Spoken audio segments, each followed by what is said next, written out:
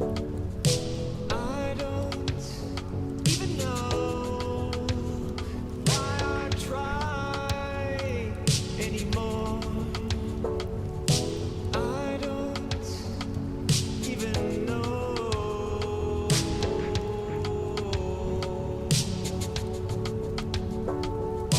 I don't even know why I try anymore. I don't even know.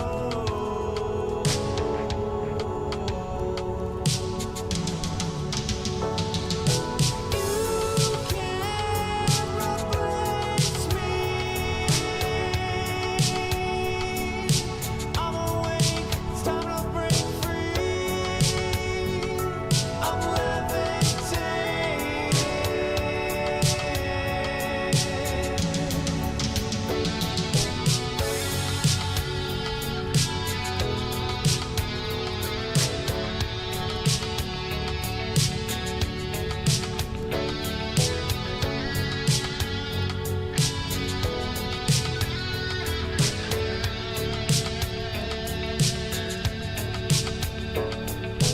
I don't even know why I try anymore. I don't even know.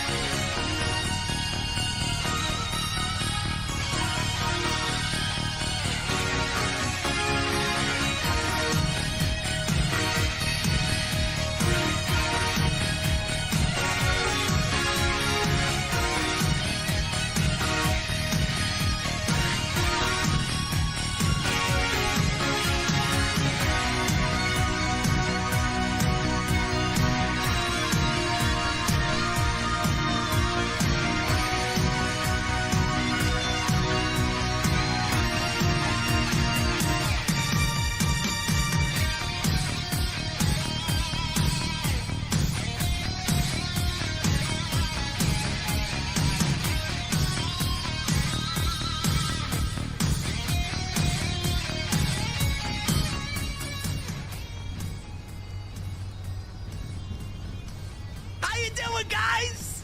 Oh, man, how you doing, everybody? Don't drink and drive, everybody. Don't drink and drive. We have to be safe. That's irresponsible of you. Now, please, don't drink and drive. Call a fucking Uber, okay? AEW Dynamite! Oh, man. Will Ospreay. How about the Billy Go, man? Gotta love me some Will Ospreay. Nothing like a Will Ospreay match. Ospreay and Rey Fenix in the main event tonight. Old school Dynamite feels in the main event. Great. MJF is there. Fantastic. Everything else. Fuck out of here. Mercedes defended the TBS title against... What's her name? Does anybody know her name? XYZ? Isn't that the name of a Rush song? Jesus fucking Christ. Ladies and gentlemen, I don't know, man. I'm not here to dissect Mercedes match yet. We'll talk about it. Ladies and gentlemen, we're going to the beer garden tonight, man. I'm loving the vibes. I'm loving the weather. I'm taking the Mustang to the beer garden. You guys, you're probably a couple deep already, man. Take an Uber. When I meet you there, I want to know on this Wednesday night, what the fuck are you guys drinking? That's YYZ. Oh, yeah, all right. Whatever, man. Whatever.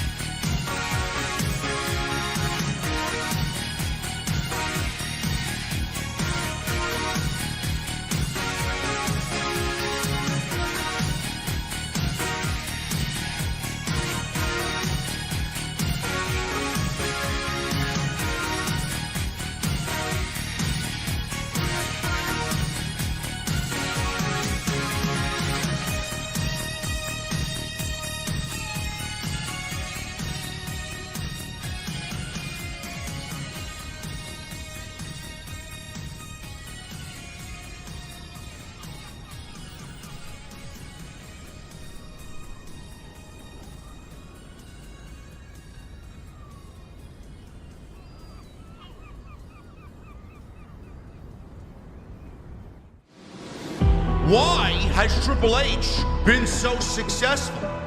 Why is Triple H running WWE better than Vince McMahon and Bruce Pritchard on Monday and Friday night? Long-term booking.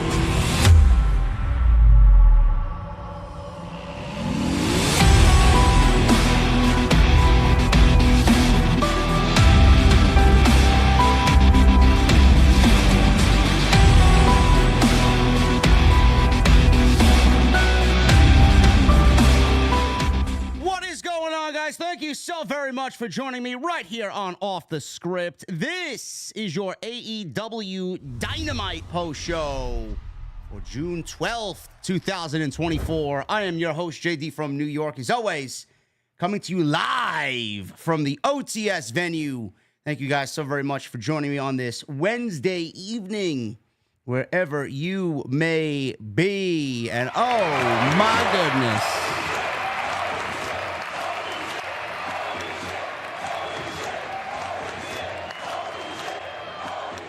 My guy David Thiering already starting the craziness of this stream off with a $100 super chat. AJD and Jesse, just when you think the learning tree gimmick can't get any lower, AEW digs a new low with the garbage and makes it shittier.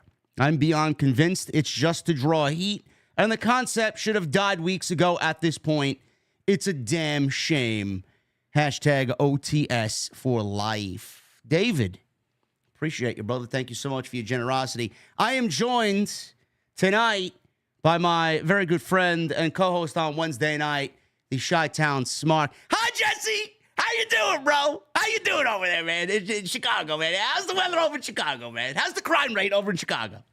That gimmick is so fucking nauseating, man. Can we get it the fuck off of television, please? It is so bad. Man, it's so like they're bad. not even trying to hide it anymore, man. Holy, this is what you're wasting television time for. Yeah, it's really bad, man. It is one of the worst things they have ever produced in this company. It is that bad. Hi, guys. Bad. How you doing, everyone? How you doing, man? Oh, man. Is everybody enjoying the wrestling shows tonight, man? What type of creators you guys are watching after the streams, man? All you fucking virgins out there, man. Fuck out of here. Bad, man. Jesus Christ. So bad. This is easily the absolute worst gimmick that Jericho has ever done. I love Jericho. I don't mean whatever the fuck. Whatever, man. Everybody fucking hates me anyway. I love respect Jericho. All of the guys on I this respect roster. Jericho. Jesse respects Jericho to the end of time, man. This shit sucks. I'm sorry. It is. It's look. I shouldn't have to preface every last single thing I say with "we love these guys." Dude, we love these. If I didn't care about these guys and girls, I wouldn't be watching the show. And that's dead real, man. So that being said, this sucks, and that's coming from a place of honesty and love for Jericho. This is terrible, man. Please, they have to drop this. It's going nowhere. It's not benefiting the bounty hunter. It's not benefiting Bill. It's definitely not benefiting Jericho. This is some of the worst stuff that they have done. They have to get rid of this ASAP. I can't wait to see the quarter hours for that segment on tonight's show, man, when they release them on Thursday or Friday. Holy shit. Jesus Christ, man. You would think with the quarter ratings that show this is some of the worst aspect of the television show that they'd fucking dump it. But clearly not. Jericho's ego's too big for that. And like he said, who loves some TV time, man? Who wants some more TV time? And clearly I do. Yeah, no shit. Everybody else is fucking over this shit. He's taking all of the negative aspects that the fans have about him and using it in this gimmick. The Jericho Vortex. He's using that. You know, people say that he's just taking up too much TV time. He's using that. And look, when it's that bad, but it's really good heat, I'll sit here and put it over, man. I mean, I seriously, like, hey, they're getting under your skin. I'm loving it. It's good. I hate this. I legit want to just mute it and wait until this is over. It is so crazy. Jericho's feud with MJF. We loved it. Jericho with the Inner Circle, John Moxley, all that stuff that he did. The stuff with Sammy Guevara, we enjoyed it. His stuff with Ricky Starks at the beginning of the year, we enjoyed it. Yep. I mean, you're not going to hit a home run every single time, man. In 5 years, there's going to be some duds.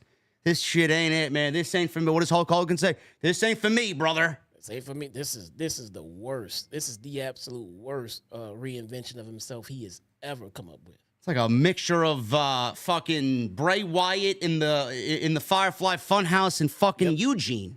Yep, it's exactly what it is. Hey guys, how you doing, guys? Yeah. Shut the fuck up. It's so obnoxious. It's really, really cringe. Yeah, you got other creators out there. I think this is great stuff. Get the fuck out of here. What do you lie to the audience for, man? This is why nobody fucking watches you. Jesus Christ.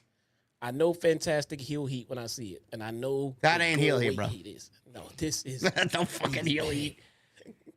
This is go away forever heat, man. This is terrible. And some people say go away heat doesn't exist. It's a part of your imagination or a fucking figment of your imagination. It's real. Okay. It's real.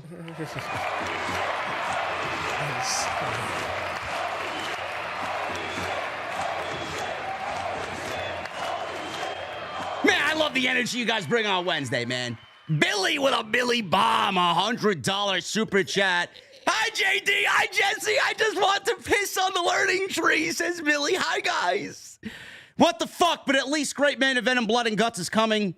What is the team coming up? Thanks, guys. Billy, thank you, brother. Thank you very much for being here, as always, our VIP. Not only is Billy a VIP, but David Thiering is a VIP. Thank you guys very much. This is the Dynamite post show, if you guys didn't already know that. If you guys didn't already know that, we started off negative. I think we should shift gears and talk about positives, Jesse. Otherwise, we're going to have the fucking pitchforks and the virgins coming after us. Okay. I will save the usual YouTube blah, blah, blah for a little bit later, man. I'm going to kick it to you, bro. What do you want to talk about tonight? What was the biggest takeaway? While I know we're playing Destiny, you fucking geek. You were playing Destiny and trying to watch this show at the same time, so I don't even know if you're going to give me a full-fledged answer here. Don't worry, most. I'll be on afterwards after this stream is over. But let's kick it to you, man. What do you want to talk about? What was the biggest takeaway for the show? I know what I enjoyed the most. Yes. But it wasn't the most important thing on the show. Mina. To me, it was. Mina Shirakawa. Oh my goodness gracious! Listen, man. can we get that vignette looped about 4 different times? Why did we need TV time?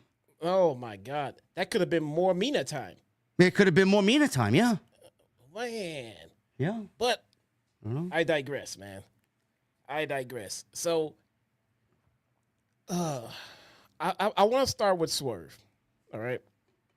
And has he blocked you yet? I've been blocked. Has he unblocked me yet? No. Don't worry, I'll see him at House of Glory in a month, man. We'll talk to him. Yeah. Well, you might not want to after this, but oh God. So now look, I don't know where this is going. This is really gonna be one of those let it play out and see what happened deals. But if this whole feud continues with babyface versus babyface, and then coming out of it, babyface champion, and then babyface Ospreay, then I'm gonna come back and shit all over this because I'm not enjoying it right now.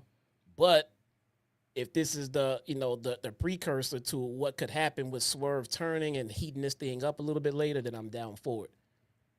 But for me, I know other people were trying to say this a week, like 3 days in and a weekend, and that was kind of bullshit. But for me, Swerve's title reign is it's not doing it for me. All right. I think it's been long enough to finally pass some kind of judgment on it, and it does feel like second fiddle. All right. For some reason, you're just feeling this now. Yeah. Look, I'm all about letting it play out, man. I felt this way before the Christian match. Yeah, people were saying this 3 or 4 days into the reign, and that's not fair. No, that's not fair. But after the Christian match, I think we kind of all felt that way, honestly. Real talk. That's only 1 week, though. I mean, who knows? But it's been doing nothing. It's been bouncing around with Christian Cage and then this, and now we're on the Will Ospreay. And for me, Will Ospreay feels more important than Swerve in this feud already. And that's because he is. Well, it shouldn't be that way. But whose fault is that? It's not Swerve's fault. The world champion, man. But whose fault is it, Jesse? It's Tony Khan's fault. Yeah, it's not Swerve's fault, not at all, man. But I don't know. I tried telling him that in London, and he wasn't trying to hear me, man. I mean, not about this, but about the way he was being booked at the time and how it was creator's fault. He still blamed me for shitting on it, but what can I say? Swerve is not to blame here. I don't know what I have to say or what I have to do to get it in people's skulls. This is not Swerve's fault. No, this is the product of a company that, again, refuses to admit when they do something wrong. And a lot of people interpret that as hate. Oh, JD hate watches. JD tweets negative shit about AEW to farm engagement on social. I don't need to farm shit, motherfucker. Okay? I don't farm engagement. I tried to stay off social media for most of the fucking week, to be honest with you, because I just don't give a shit about anything that's going on. I don't know if I think that's fair to say about AEW, because they do have their finger on the pulse, and they keep their ear to the No, it ground, is fair.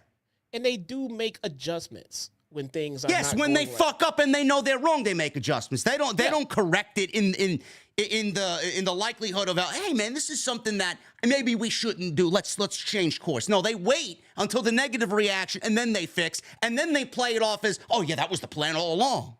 That's how they started Swerve's reign off. Oh, we didn't feature him. We didn't give him a celebration, but we got him planned for Collision, and he's going to open the show because of the NBA playoffs. That's the lead-in for Collision that night. Give me a fucking break. Are you serious?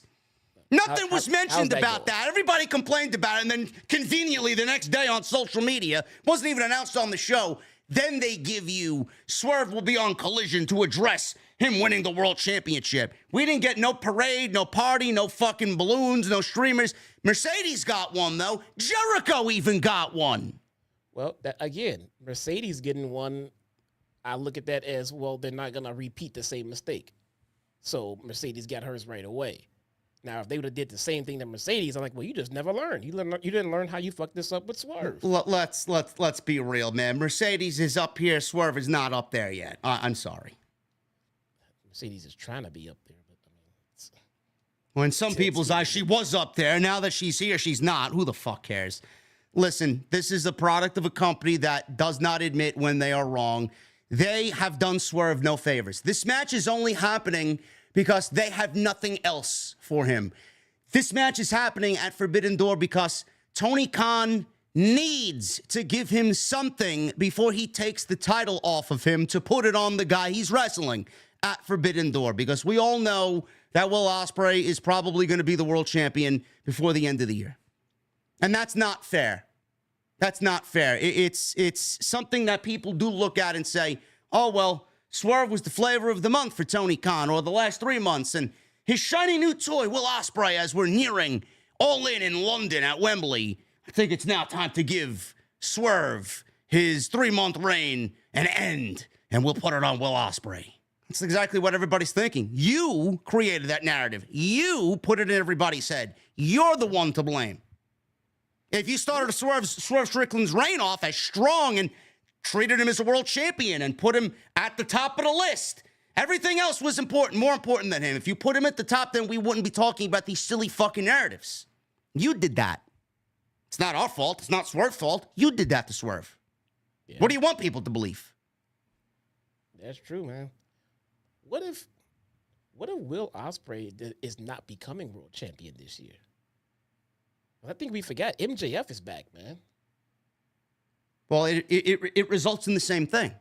Swerve's reign is ending. Yeah, it's still not. If MJF and Swerve is the main event for Wembley, Swerve is not walking out as the world champion. No, he's not, man. And it's a damn shame. But I will say this: I feel like that they started planting the seeds for what we talked about last week and getting Swerve to turn and side with the Bucks and all of that stuff. I feel like the seeds were planted. You know, of course, he's gonna say no and shit on it right away, but then it could lead to the eventual surprise turn down the road. Who knows? I feel like that is the absolute best thing for him right now. I think that will get him some real genuine heat, and it will kind of put a balance at the top of the card. Because like I said, there's no top tier to heels. You got Rouch out there fighting MJF. There is no top tier heels in the company. Jericho is pleased, man. That is it is a problem. Worse. We talked about this last week. There's no top heels right now. There's all baby faces. Nope. MJF is back. He's the biggest baby face in the company. Will Ospreay's right underneath him. He's number 2. Swerve is number 3 right now underneath those two guys. When Kenny Omega comes back, where's he going to slot in? He's going to be a baby face. Absolutely. That's 4 of your top guys. One of them being out right now. That's a baby face. We gotta we have to change the flow of how things are going here. The closest thing to a top heel we have right now is Adam Cole. Injured. And he's out. Yeah. It's messed up. It's really messed up at the top of the card right now. They got to balance it out. Swerve turning heel and joining the Bucks could put a little bit of a balance shift on that. So that could work. Yeah. Maybe Okada. I think Okada's probably the top heel right now. Yeah, he's doing. I mean, I love him. I think he's doing great work since he's been here. Listen, Swerve. He's going to beat Will Ospreay. He has to beat Will Ospreay at Forbidden Door. I don't know how. I don't know what they're planning. He has to. He has to win. He has to. Ospreay is so hot that a loss to Swerve will do nothing to him. He needs a loss. He's undefeated. Yep. Ospreay needs a loss, and if it's going to be to anybody, let it be to the world champion. So that's absolutely fine. I'm telling you right now, I'm foreshadowing. I'll get to the chats in a second. I see you guys. I'm going to say this once, and I'm going to repeat this, I'm sure, many other times after we get through Forbidden Door. People are going to look back at this Swerve Ospreay match when he loses the championship as Tony Khan basically giving him a token victory because Tony knows he fucked up Swerve's title run. That's what it's going to look like. He has not had any big victories. I don't give a fuck how many times he's defended that title, how many times he's appeared on Dynamite or Collision or Rampage. He has not had one big must-see world title defense that is or should be for the world champion of AEW or a world champion in general. He hasn't had one match. No, this will be his match. And then if we get this match again by some way, if Ospreay wins the cup Or if Ospreay gets in by somehow, he will lose the world title to Ospreay. And if it's MJF winning the cup and we get that match for All In, he's losing to MJF. No, that's just the way it's going to be. The last time Swerve was involved in anything interesting was with Hangman. And that's messed up, man. Because, I mean, that was on its way to winning. Yeah, because it felt natural. It felt good. They had a story. They actually put some effort into writing the dialogue to create that story for those two. Yep. Swerve has not had any of that. Not one lick of any of that since he won the world title. Oh, banger matches. He's a fighting champion. No. It's great. He's a fighting champion. How many fucking fighting champions have we had throughout AEW? How many fighting champions do we have at the top of the card as a babyface, generic babyface? I'm tired of it. Yeah, he needs to turn heel, the Swerve, and in a big way. And I don't know if just joining the Elite is going to be a big enough way, but I'm kind of hesitant to do it the way that I'm thinking about it because he could really get some insane heat by turning on Prince Nana. But at that point, what do you do with Prince Nana is my concern.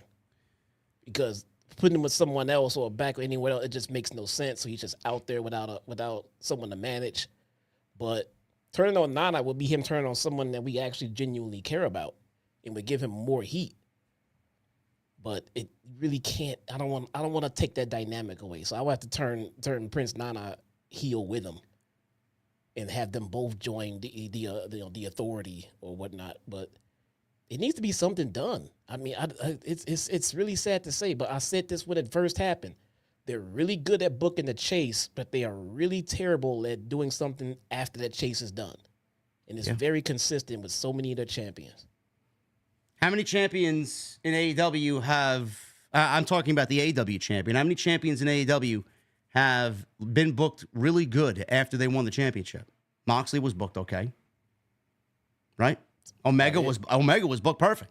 Kenny. MJF was... I thought MJF's reign was tremendous. Yeah. He didn't fucking defend the championship every fucking week in Eliminator matches. No. Kept him special. No, it happened in so many other titles too, though. So many other title reigns, man. Thunder Rosa's title reign. Yep. Terrible. Absolutely garbage, man. They don't create memorable television outside of a select few, honestly. Toni Storm's original title run was really, really bad. She's more than made up for it now. She's killing the game right now. But yes, so many titles, champions, once they become champion, just become uninteresting. And it's a bad revolving door in that regard. Shifting gears to Swerve, he's a part of Forbidden Door and the main event. It's going to be an unbelievable match. There's no doubt about it. No matter the criticisms surrounding it and his reign and Tony's handling of his world champion, Swerve was in the opening segment of tonight's show. And we got the announcement that Blood and Guts, which we all knew, is coming back. It's going to be at the end of July. And it will be the Elite. They will have all of their men. It will be Matt, Nick, Okada, and Jack Perry. I think it was 5. Did they mention 4 or 5? I wasn't sure. They said it's supposed to be 5-on-5, but they're 1 man short. That's why they're trying to recruit Swerve. Okay. I'm assuming the 5th man, clearly, they played it up like they wanted Swerve, but they don't want Swerve. Swerve is not going to join the Elite. I'm assuming the 5th man in this case will be Christian Cage. Well, they want Swerve. But whether or not they're going to get Swerve, I don't know. They want the world champion in their stable. That's what they want. They're not getting Swerve. Christian Cage will probably be the 5th man. See, the problem with that, though, is not necessarily a real problem, but I don't like merging factions like that because it becomes too goddamn big. And it starts becoming NWOS. We are already at a point where the entire storyline is dead. They're just booking by the zipper of their fucking pants right now. They have no vision. They have no plan. Christian Cage will be the 5th man. He's the only one that makes sense. Yeah. Against Team AEW, Swerve is obviously leading Team AEW. He will be the world champion coming out of Forbidden Door. And Team AEW is looking like, and Solomonster and I talked about this because this was a little bit of a discussion in the AEW portion of TNT 52 last night. The Acclaimed will be teaming with Swerve Strickland. Now, they have some history. The tag team championships were on Swerve and Keith Lee, and the Acclaimed beat Swerve for the tag team championships many, many moons ago on AEW Dynamite. So we have those three, and we're missing two off of Team AEW. Now, FTR will not be a part of Team AEW. Dax is injured. Dax was hiding a serious injury and now made it worse. And Tony Khan and Doc Sampson told him, go home. So FTR will not be a part of Team AEW. The original Anarchy in the Arena, if you guys want to see how fucking disgustingly just awful everything is here in AEW, the Anarchy in the Arena match is not going to be competing against the Elite. Darby is out, FTR is out, and Brian's going to be in the Owen. So we need a whole new slew of characters because everybody that was in the Anarchy in the Arena match is no longer available. Swerve and the Acclaimed. I'll stop there before I give my thoughts on who the last two guys are going to be. We are now in a situation, Jesse, where this entire storyline is going into blood and guts, and it's got absolutely zero heat. Swerve has been dropping hints about the Elite for a few weeks now. I get it. But the Acclaimed, they're manufacturing a tag team match. They're trying to manufacture heat with the Acclaimed when the Acclaimed have been bounced around all over the place. Last year, they should have had a problem with the Undisputed Kingdom. Do you know how many times after they got thrown through fucking glass after World's End or before World's End, how many times the Acclaimed after World's End have tried to chase down the Undisputed Kingdom? Zero. They just all of a sudden got embroiled in a feud with the fucking Bang Bang Gang over the Trios Championships, which now still is 9 championships. And that's where they've been. So now you're trying to manufacture this story with the Young Bucks and the Acclaimed, and it's got absolutely zero heat. We go from them pile-driving Tony Khan to the fucking Acclaimed. I mean, that's the best you got? Where is this story going? For all the AEW fucking stans and super fans out there, where the fuck is this story going? Because, in my honest opinion, this shit does not belong inside a Blood and Guts match. All the reason why the Blood and Guts exists is for faction against faction, blood warfare. It's been something that's been brewing all year long. You tried to manufacture a story by pile-driving Tony Khan on his fucking head, and nothing since then has played out in a way where I watch these guys on television and I feel like they're genuinely trying to overthrow the company. In no way does this fucking group feel like a threat to AEW. So what the fuck is the story? It pretty much led to us getting Christopher Daniels as the new on-air authority. Or am I wrong? I'd love for someone to prove that I'm wrong. Where is the story? What is the story? Does anybody feel like the Elite are threats to Tony Khan and AEW? What are they doing? Why are they doing what they're doing? What is the end goal? Is there some catastrophic feeling of, oh my God, AEW is fucking, it's going down. The Elite's taking over. I don't feel like they're taking over. I feel like it's a fucking circus every week. There's no payoff. What's the payoff? Tony's back on television. He's sitting in Gorilla. We saw him. Yeah, we got Daniels out there parading around like he's Tony Khan's fucking right-hand man. Meanwhile, Tony was making decisions for Roddy 2 weeks ago. What is the end goal? We can ask Dex. I don't know who to ask. Ask Dax what the story is. He's sitting at home. Who do I ask? Why do I have to constantly come on here every fucking week and ask questions about how fucking stupid your show is? Yet it's going to get misinterpreted as negative and hate. You can't take any more fucking media credentials away from me. That didn't sound negative to you. At least WWE is ending their fucking post-show media scrums. Now they're inviting all the shills. Paid. And they're going to have pre-recorded questions. Oh, yeah, there you go. Great. Weird. Someone answer me why this is happening and where it's going. Do you feel a threat, Jesse, about the Elite overtaking AEW? Do you feel like AEW is slipping through Tony Khan's fingertips? No. Not at So all. what are we doing? Why is this blood and guts happening? All it is another fucking circus act for Tony Khan to try and muster a rating because there's no fucking story. Oh look, blood. Oh look, craziness. Oh look, chaos. Let's have, he says he books shows for the sickos. That's great. It's great. What other Tommy Boy one-liners you got out there, TK? What else you watching on fucking late night TBS? I'm done with this shit. I mean, it's so fucking illogical that it makes me... I can't pay attention to this shit anymore and fucking genuinely sit here and enjoy talking about it because it's so fucking stupid. Yeah. I will say this, though. I did say that Ariel Helwani was fed these questions to Punk when he did that interview over WrestleMania weekend. And I was laughed at. And now here we are weeks later, and WWE is now going to be feeding the media their questions. Think it just started now, or maybe I was right the whole goddamn time. Well, they don't want real questions asked. They don't want to know about Vince. They don't want Triple H answering questions about if Vince is going to jail. Tony doesn't want any fucking real questions. That's why he's got these fucking half-ass fucking happy-go-lucky rainbow fucking freaks out there fucking answering all the positive things about AEW, man. It's great. It's great. Go skip through the fucking rainbow fields and sunflowers and fucking go tug on Tony Khan's balls some more. No real questions are asked. Ever.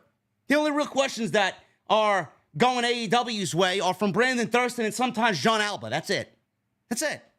Everybody else is a fucking paid shill. It's disgusting. Nobody asks. This is the shit that we need answers to. Why? Why? Where is it going? Nobody has the answer to the question. No idea. They got together because they have a brand new sneaker out. It's great. It's great.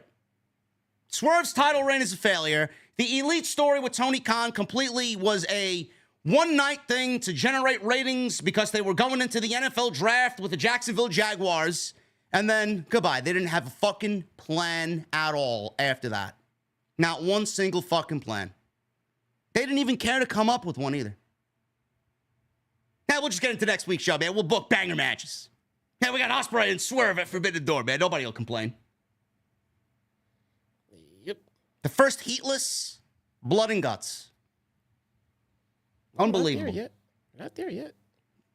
Who are they going to get for the last two guys, man? It's going to be Swerve, the Acclaimed, and who's going to be the last two guys for Team AEW? MJF? MJF's not stepping foot in that fucking cage. Probably Claudio and Moxley. How about the Motor City Machine Guns? It's great, but what stake do they have in this? Exactly. I mean, so You just proved my point. You proved Tony Khan's point, man. Exactly. He books matches for the sickos. oh man, Who else is there? Who else is ready to go in that blood and guts match? Claudio, boring. Moxley, boring. Who else is Team AEW? actually MJF. MJF is AEW. He's the only fucking reason why I give a shit about this show. That's it. It would actually make no sense if MJF is not in it. It would make sense if he's there, yes. So, I mean, so do you want to put him in that match? You know, it feels like he probably came back a little earlier than he wanted to. So do you want to put him in a blood and guts match? MJF, Ospreay, maybe? I don't know. Ospreay, maybe? I mean, Ospreay is a high risk for an injury in a regular match, bro. A fucking mess. A mess. Who I think will be one of the... I mentioned Motor City Machine Guns. I do think, at the end of all this, I do think Adam Page is one of the guys on Team AW. I think Adam Page comes back for Blood and Guts. He's standing alongside the Acclaimed and Swerve Strickland. That's my prediction. What did they do with Page? Was Page kicked out of the Elite? Page was indefinitely suspended from the Elite. Indefinitely suspended. Okay, so he has a reason to come back and be on Team AEW. Yeah. Kenny's not going to be back in time. Kenny's not going to be back in time, no. So Because those two would make the absolute most perfect sense. yeah, so definitely 100% expect Hangman to come back and be there for that one. Yeah. So now we got one missing. Keith Maybe Lee. Moxley. People Maybe saying Moxley. Keith Lee in the chat. No. No, Keith, no. Man. We have no idea what's going on with Keith Lee. Who? Keith We Lee. have no clue what's going on with Keith Lee. What about Ricochet? Trevor Mann? Yeah. No, that's his. Isn't that his name? That's his real name, yeah. No. Isn't Ricochet his? Yes, he owns the Ricochet name, yes. He owns Ricochet, so he should be Ricochet when he comes Ricochet. back. But what does he got? Again, what does he have to do with the Elite? Exactly. Tony books for the sickos, man. Whatever. Hired free agent. I don't know. It makes no sense. But do you really want him coming in cutting promos to get himself involved? You know who we need on Team AEW? Jack Cartwheel. That's what we need. That's a given. I mean, that's a duh. I mean, that we know that already. But after Jack Cartwheel, then who? I have no idea.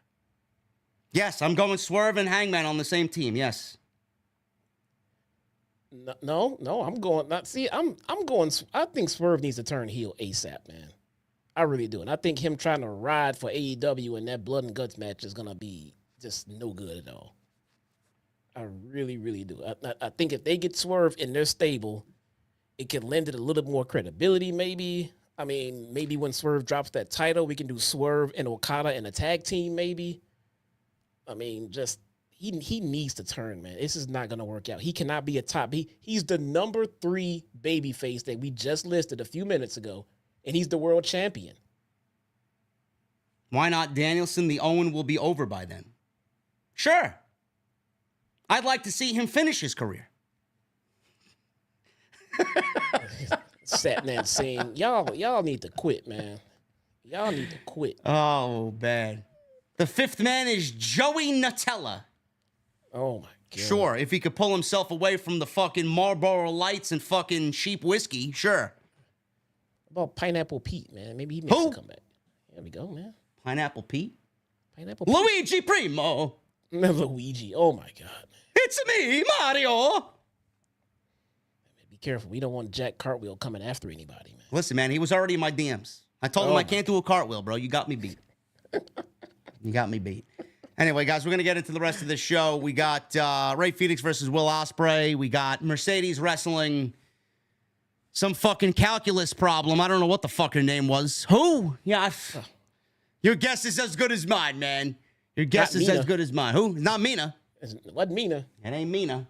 We got some Owen Hart news for the tournament. We got some people adding their name to the list of the Owen Hart Cup. Who's going to Wembley? We'll talk about that. And what else happened tonight? Anything? Mina. And Mina. And yes, Mina. Oh, whatever she was wearing in that vignette, man, more of that, please. We get Stat. Oh, Statlander Owello, yeah. I mean, Stat is once again intertwined in this Don Callis thing, man. Yeah. I'm telling you. Could be happening. Mina then Tamina, huh? No. Mina then Tamina. Okay, ban that person. Absolutely not. Don't put Mina and Tamina in the same sentence. What's wrong with you?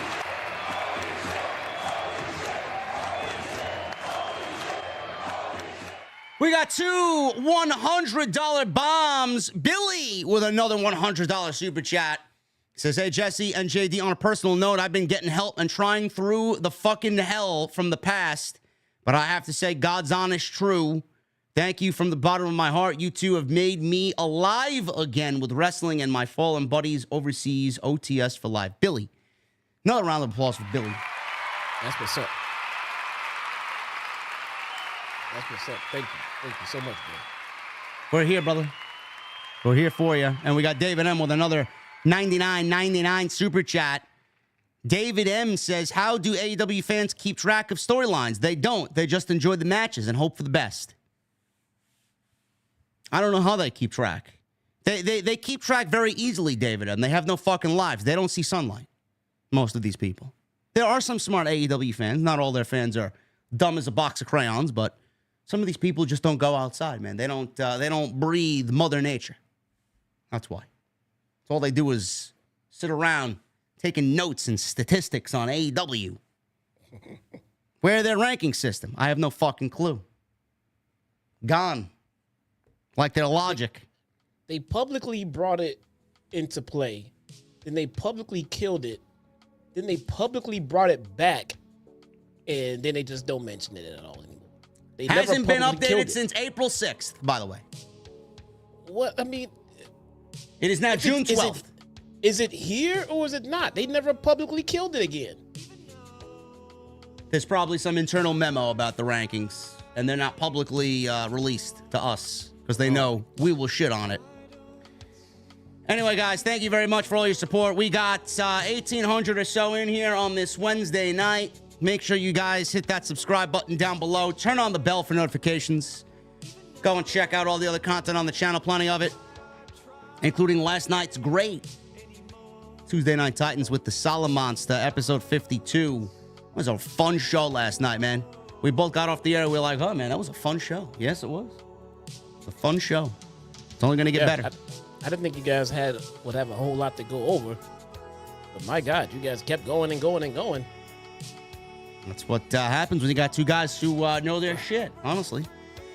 Go check that out. Really good stuff, guys. Also, as it pertains to TNT, my guy Sal Rex, love my guy Sal Rex, is always working behind the scenes on something, man. He's a very creative individual. He has finally come up with some TNT merch, and we finally have a What the Fuck Are You Guys Drinking shirt. That's going to be on sale this weekend, man, so keep an eye on the socials. We got some new merch coming to Bonfire. Make sure you guys hit that thumbs up. 1,000 likes if possible.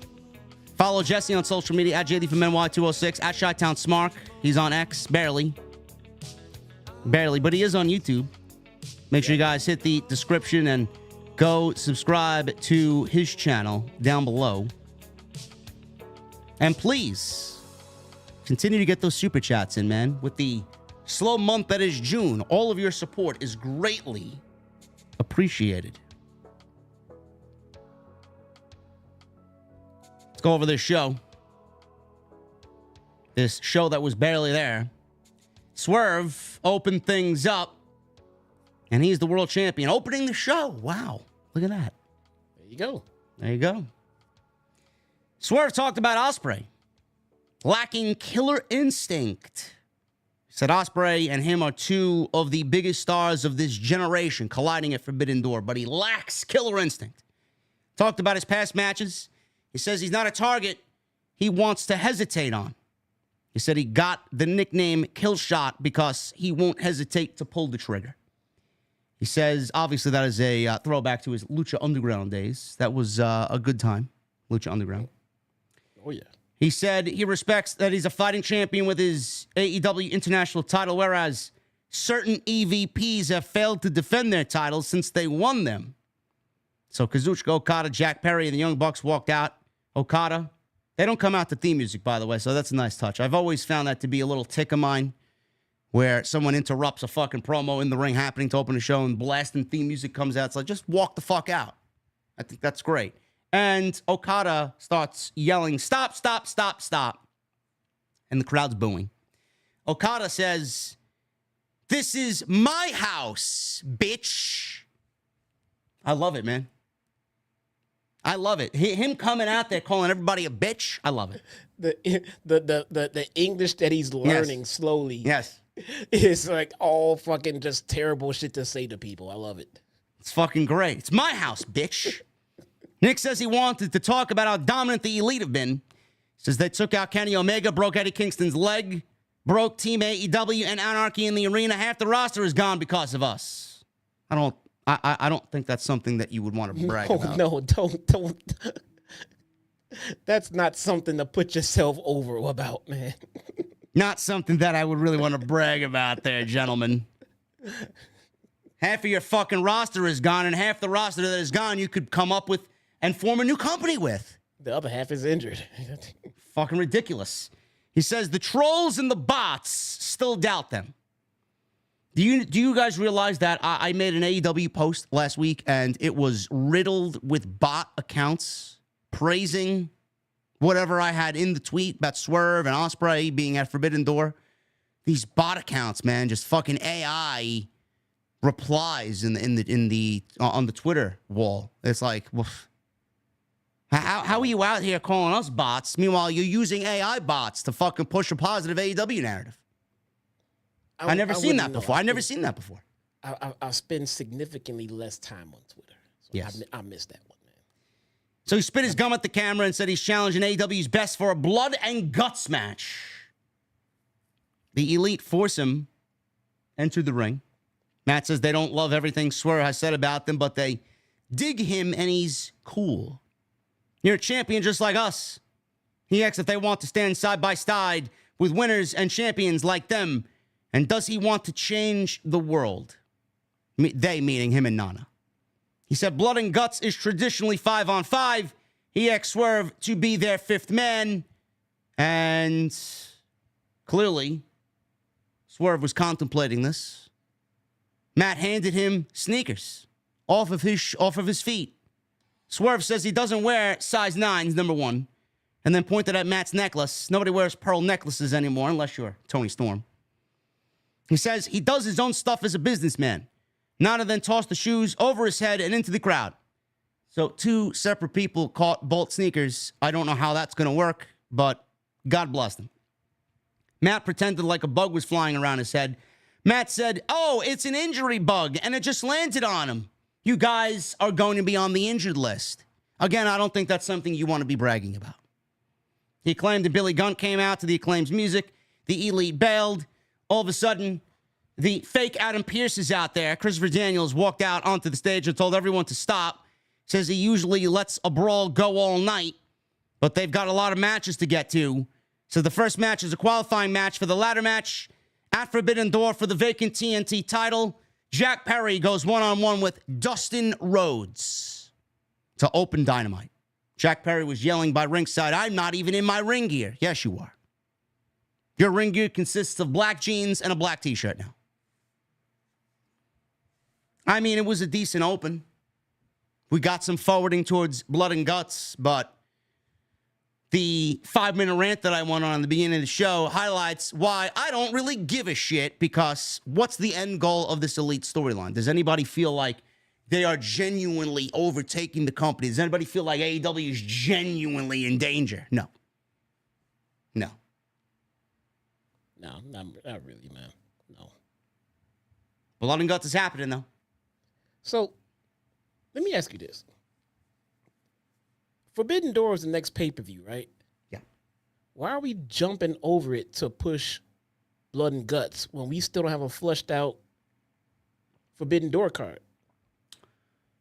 I don't know. It's a good question, but I don't mind that. I like when they kind of throw that at you, even though you're in the middle of something else. WWE did that with Money in the Bank. Jey Uso, Lyra Valkyria mentioned that they're going to be in Money in the Bank, and WWE setting us up for what's happening next. I actually like that. Plus, on this show specifically, they mentioned that in the open, and then we got Swerve and Ospreay to close the show. So I think they managed that pretty well. It's normally something that I would probably complain about, but I'm not going to complain about it here.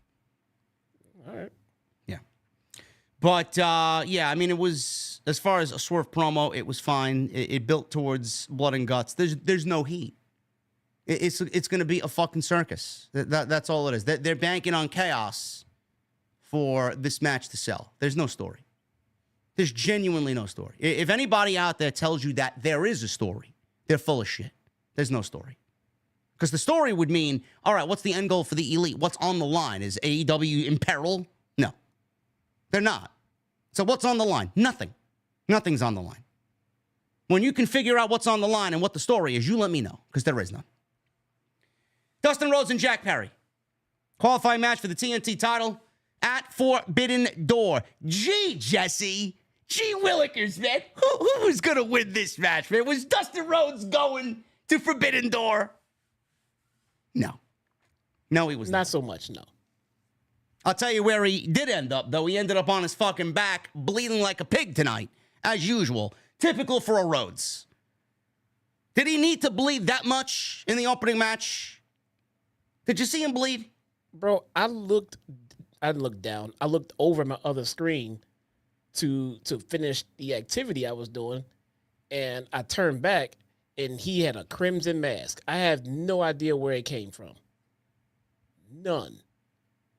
I mean, is it really... Listen, Dustin can do whatever the fuck he wants. Was it hard way? I have no clue. I have no idea. No idea. But my question is, do we need for this match, for this situation, do we need for him to be bleeding as much as he was?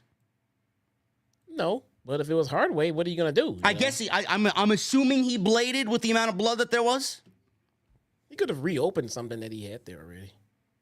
Nah, but I guess Tony books for the sickos, right? So that's why he let this one slide. I don't know, because Dustin's kind of like the new Moxley in that regard, man. He'll start bleeding before the bell rings, man. Whatever. Perry threw Dustin into the ring post and then into the ringside steps, and then he all of a sudden comes up bloodied. So Dustin back body dropped out of a move that Perry wanted to do on the ringside mat. Who the fuck knows what he wanted to do out there? He ripped up the mat. Dustin back body dropped out of it. We go to commercial break. We come back from break. Perry's choking Dustin out over the middle rope. He signaled for a V-trigger, and he charged. Dustin caught him in a snap power slam. Dustin landed a running bulldog and then spread Perry's legs in the corner and gave him shattered dreams in the corner. He followed with jabs, and then we got a big bionic elbow. He did crossroads. He goes for recovery, gets a 2 count. Perry made a comeback, threw Dustin face first into the exposed turnbuckle that was exposed during the match. Perry then DDT'd Dustin on the exposed cement floor that he tried to do earlier in the match, and Dustin's blood was all over the concrete. Perry rolled into the ring and celebrated a count-out win because he didn't think Dustin was going to get back in the ring. Dustin rolled back into the ring, and the ref checked on Dustin, face completely red. Perry gave Dustin a quick kick to the crotch, and Perry landed a big running knee, V-trigger for the 1, 2, 3. Jack Perry, wow, man, what a shocker, is going to Forbidden Door to win the TNT title at Forbidden Door in this ladder match, which is 6 men. 6 men will qualify for this thing. 3 have qualified. 3 more will qualify over the next 2.5 weeks. Man, listen, they should just give Jack Perry the fucking title, honestly. They tried that. Just give him the title. He can't shut it down. So he has to go earn it. And he's going to win it. He's going to win. I like the field so far. Jack Perry's in it, Takeshita's in it, and Mark Briscoe's in it. I like it so far. Should be a bang. So far, so good. Yeah. We just need Jack Cartwheel, and we're good to go. Just need Jack Cartwheel. I mean, the match was fine with Dustin. I don't know what Dustin did to want to get into this match or why he was there, but I'm done asking these questions. It's Forbidden Door season, man. All things are out the window. All rules are out the window. Dustin's awesome at what he does, especially at this stage of his career. But again, there's just there's so much missing talent for me to ask, where is this person? Where is that person? But we're getting Dustin. That's all. We got highlights from Collision on Saturday of Orange Cassidy defeating Kyle O'Reilly, followed by Don Callis sending Trent and Kyle O'Reilly to attack, or not Kyle O'Reilly, Trent and, Fletcher, to attack Kyle O'Reilly. Statlander shook Trent's hand at the end of Collision. Willow Nightingale ran out and chased Statlander away, so we got a little highlight package about what happened on Collision. I like that you're filling me in on what happened. Thank you. Renee Paquette then interviewed Cassidy, Mark Briscoe, and Kyle O'Reilly backstage about their 6-man tag team match later. Cassidy said his partners have his back, and so does Willow, as Willow walked up behind OC. Briscoe cut a very emphatic promo, yelling all over the place. Basically said you can't get where you're going by looking in the rearview mirror. Talked up O'Reilly, who watched with a smile and wide eyes. He was trying to hold back laughter because Mark Briscoe was very animated here. He then said, the man with his hands in his pockets is going to rock it. Renee was laughing while this was going on. Willow nodded along. Orange Cassidy did not break character once. Commend him. Crowd got riled up, and we got Mark Briscoe being the cheerleader for his team, going up against the Callis family later. Rouch. El Toro Blanco. He went one-on-one with Dion Russman. Woo! Who? Is he Seems of like Jack Cartwheel fame? I don't know. Seems like a match more suited for Rampage, but okay. Rouch defeated this jobber. He was billed from Des Moines, Iowa. I'm sorry. The bell rang, and this was basically all you need to know, a squash. We got a barrage of chops at ringside. landed his running drop kick for the win, and that's it for Rouch. Afterwards, he yanked the mic out of Justin Roberts' hand at ringside. He told fans to shut up. He stepped on Roosman's head and said, "Typical American. Weak." Okay. Hates America now. I guess we're weak. Huh? There we go. He dropped the mic, stomped away at him. Fans were chanting for MJF, who then comes out, charged to the ring. Big brawl with Rouch. Security ran out. Rouch and MJF stopped fighting each other to battle the security and take them out, and then they went back to fighting each other. Christopher Daniels, ran out, tried to restore order. Rouch threw MJF around ringside. MJF reversed, whipped Rouch into the crowd. They brawled into the fans. They brawled into the back where there was a big pull-apart brawl. Bunch of security guys. MJF slammed Rouch through one of the tables back there. Things got hot and heavy here, and it was eventually broken up by AEW management. So after this was all over, Excalibur announced that next week, not at Forbidden Door, the first match will be MJF versus Rouch, one-on-one. Okay. Next week on Dynamite. Not at Forbidden Door. Now, I was seeing some people, Jesse, online say that the reason why this is happening next week is because Rouch cannot compete at Forbidden Door. Why is that? Something to do with CMLL.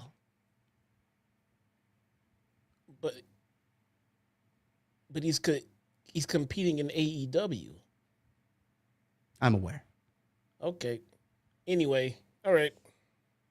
Listen, I'm going to take a stab at this and give a somewhat logical reason as to why this is taking place next week.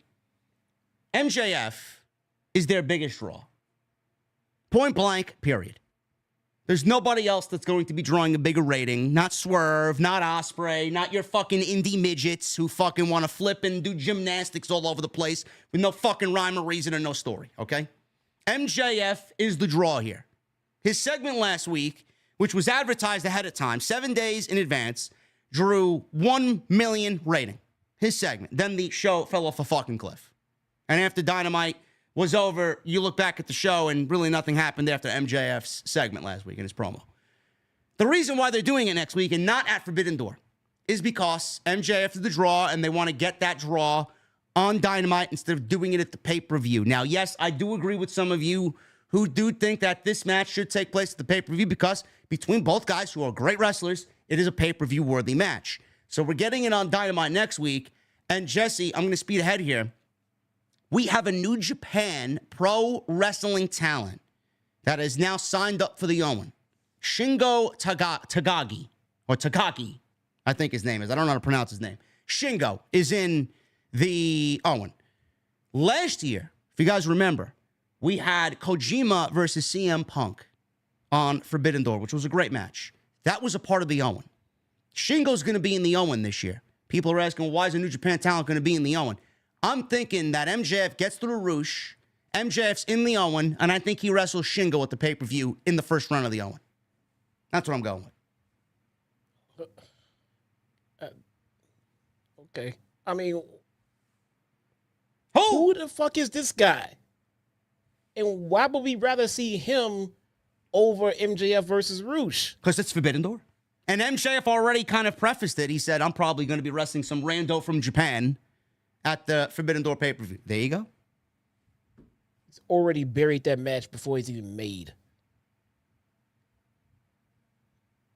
I figured they're probably going to do this match with Rouch now because they had something more important for MJF to do at the pay-per-view. They do. First this round does of not the feel Owen. more important. First round of the Owen.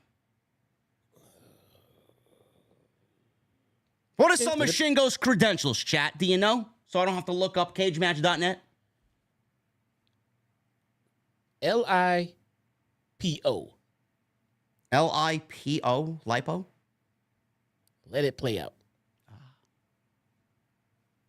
That's what I'm going with. I can't come up with any other reason. I didn't really understand why people were telling me that Rouch can't work Forbidden Door. Listen, chat's excited about it. I'm glad someone is. Shingo versus MJF is money.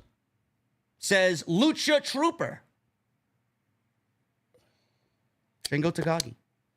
I'm not saying he's not, man. Look, we need to understand something. I gotta look up his credentials now. Just because I'm unfamiliar with someone, or just because you guys are unfamiliar with someone, for those who are, doesn't mean that they suck. I mean, but it has everything to do with why would we care? You know, we have to care about it. You could suck, but if people care, then you're great. You're a draw. People want to see you. But if you're great and nobody gives a shit, what does that even mean? Now, you can show up and the match will be fantastic, but I'm not going to look forward to it. He's got a 9.39 rating on cagematch.net, if anybody gives a shit. He's the current never openweight champion, 4 times, by the way. New Japan King of Pro Wrestling champion, IWGP World Heavyweight champion, never openweight champion, 4 times, like I said. Junior heavyweight tag team champion with Bushi. Never openweight 6-man tag team champion with Bushi and Evil. Evil is Jason Solomon's favorite wrestler, by the way. Loves Evil. So obviously he's a big deal there. Awesome. I think him and MJF is going to happen at the pay-per-view. First round of the Owen. Just like Punk and Kojima. Satoshi Kojima. It's a great match. That's awesome, man. I will probably sit and enjoy it as I have a drink or two and some hot wings. But leading up to it, who would care? It's an MJF match, geek. What is there not to enjoy? Who he's wrestling? I mean, I don't know, man. I'll probably You doubt enjoy this it. man to make it entertaining? Not at all. Okay. That doesn't mean I'm going to look forward to it. Put him in a match with Jack Cartwheel. Am I going to look forward to that match? I'm sure MJF will put Jack Cartwheel over. I'm sure he would too. But again, the guy just came back. So I realize this. He just came back. You don't want to throw him into the thick of things right away. I mean, let's give him some time to, do some stuff before he gets to the top of the card. I get it. But we're at a point where the company's in the lull and we got MJF back, and I'm just looking for that spark to just help me get reinvigorated in what they're doing. And this match is not doing it for me with Max, man. I'm more interested with Rouch. That's great, bro. We can't all get what we want. Oh, you are one to fucking talk. Oh, we can't get what we want, man, all the time, okay? Oh, my God. I'm the fucking host here, okay? I could say whatever I want. You can't get what you... I'm going to write that down. I'm going to write that one down and continue to use that when you can't get what you want. There are plenty of things in life that I've wanted that I have not gotten. Oh, my God. We're going to get this match at Tony the pay-per-view. Storm? Who? What? There you go. Plenty. Tag team match. Roderick Strong, Kyle Fletcher, Konosuke Takeshita, who should win the TNT title, by the way. Where was he tonight? Who? Exactly. Takeshita? Yeah. He was in the 6-man tag team match I'm about to go over. Oh, okay. Did you watch the same show that I watched? What did he do tonight? He wrestled. Oh, my God. Go over the match, bro. Kingdom is out there, and Don Callis is out there. Don Callis family. I don't know what the fucking Kingdom's doing out there, but whatever. I guess Roddy's out there. That's why. There you go. Nobody gives a shit. Orange Cassidy, Mark Briscoe, and Kyle O'Reilly. This was a fun match. Fun match. Lots of chaos, lots of big moves. Crowd was chanting, "This is awesome." Was there any story about this or going into this? No. There's no story here. It's a match for the sickos. That's the new thing. We got a commercial break. Distraction from the heels allowed Takeshita to take care of Orange Cassidy with a big punch. O'Reilly made the tag. Strong quickly bailed because he didn't want to face Kyle O'Reilly. O'Reilly fought off Fletcher and Takeshita, who then collided into each other and then got a double dragon screw in the process. Strong tried to sneak attack as Briscoe made the save to fight off Fletcher and deliver redneck kung fu to Roddy, who blocked the big kick, and then a blind tag from Cassidy as Briscoe hit a blockbuster on the floor before throwing Fletcher in to eat a top rope DDT from Orange Cassidy for a 2 count. Match broke down. Everybody's all over the place. Big moves all over the place. Takeshita hit a spin out of a J Driller, and he nailed Briscoe with a Blue Thunder Bomb. Cassidy hits a spinning DDT. Stun Dog Millionaire high-low with O'Reilly on Fletcher. Cassidy went up again. Strong detracted enough for Fletcher to hit a top rope brainbuster right on the top turnbuckle. Looked vicious. Briscoe made a blind tag, hit a froggy bow. Strong broke up the count. Ref tried to separate Strong and O'Reilly. His back was turned. This allowed Takeshita to fly in with a big power drive knee. And Fletcher hit a pile driver, devastating pile driver on Briscoe for 1, 2, 3. So Kyle Fletcher actually pins the Ring of Honor World Heavyweight Champion. Does it matter? No. It's a dead brand. No. What did Takeshita do in this thing? Takeshita showed how dominant he is and why he should be the TNT champion. Yeah, I guess so, man. He has no. What happened to the focus that he used to? I mean, there was a focus on him at one point. Bro, do you know who's booking this show?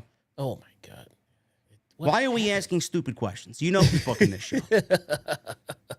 Where did the focus go? It went somewhere else. It disappeared like a fucking, a bat in the night. Goodbye. Post-match, Beretta attacked Cassidy while Fletcher and Takeshita beat down Briscoe and the Kingdom. Held back O'Reilly from going after Strong. Willow's music hit. She tried to, she didn't actually try to run out there. She was thrown from the fucking tunnel by this new vicious Statlander, bro. Threw her out of the tunnel. Stokely was screaming for Nightingale to wake her ass up. Next time she sticks her nose in their business, they won't be dragging her to the stage. They're going to be dragging her to the ER. And then he pulls out his phone and he starts taking pictures of Willow writhing in pain and then takes a selfie of himself. This is good. I need more viciousness from Stat, though. This is a good start. She needs to become a real fucking bitch here, dude. Are we getting Stat versus Willow at the pay-per-view? I hope so. I don't see why not. I hope so. Orange Cassidy's booked for the pay-per-view. He's wrestling Zack Sabre Jr. I don't know why. I don't know. When's the mixed tag match? When are we getting that one? Should have been at Forbidden Door. I just want to see Stat and Willow. I think they would steal the show. I think Stat and Willow needs to be on the Forbidden Door card. Yeah. Renee Paquette was backstage with Rey Fenix preparing for the main event. As she said, Phoenix told her earlier that Ospreay is great, but Phoenix is one of one. It's crazy, you know. Rey Fenix says he's one of one, but when Ricochet comes in, he's the one and only. Man, how is that going to work out? It's different. And does WWE own that one and only thing? Bro, I don't think Ricochet is going to go to AEW and worry about copyrights like that. Did they really copyright that? They do copyright monikers. It's very possible that they did.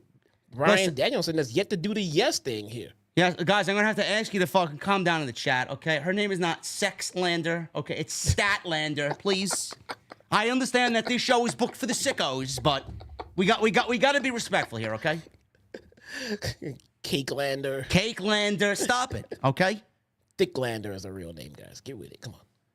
I like this segment with Renee, man. It gave you a little bit more of a sports presentation. I like it. You know, Ray was kind of doing jumping jacks or stretching out in the background, and Renee was right there in the room with him, just like almost as if she didn't even realize he was there. I like that. Nice little. I love every interview segment they do with Renee. It just fits well. She's likable. She's believable in her interviews. I think Renee was a fantastic pickup for AEW, man. Shingo Takagi is shown saying he's ready for the Owen Hart tournament this year. There you go. All right. What has he done to get in? Nothing. He wants in. Tony's going to put him in. Christopher Daniels is backstage. He said next week, Tony Khan made it official that the Young Bucks and Kazuchika Okada will compete in Eliminator matches. Oh, great. More Eliminator matches, man. Didn't we ask for them to go away? Yeah. Well, so now they're doubling down on them. You can't always get what you want, bruh. Okay. The Bucks will have no outside interference in their match, as well as Okada. but we did not find out who the opponents were at this time. They did announce that the Young Bucks will wrestle the Acclaimed in an Eliminator match. Okada doesn't have an opponent next week. But why? I guess that's the head honcho in AEW getting back at the immature elite thinking that they run the company. Okay, I see what he's doing. You want to know what I would do with Okada at Forbidden Door? I would put him in a match against whoever he was last feuding with in New Japan before he left. Which was who? I have no idea. But it doesn't matter. Should I look it up? Yeah, whoever, New Japan heads in here. Who was Okada's last big feud before he left? How about putting him in a match with that person at Forbidden Door and rekindling whatever it was that they ended with? Nippy Lander, Joey, what the fuck, man? No. It was just cold in there that day.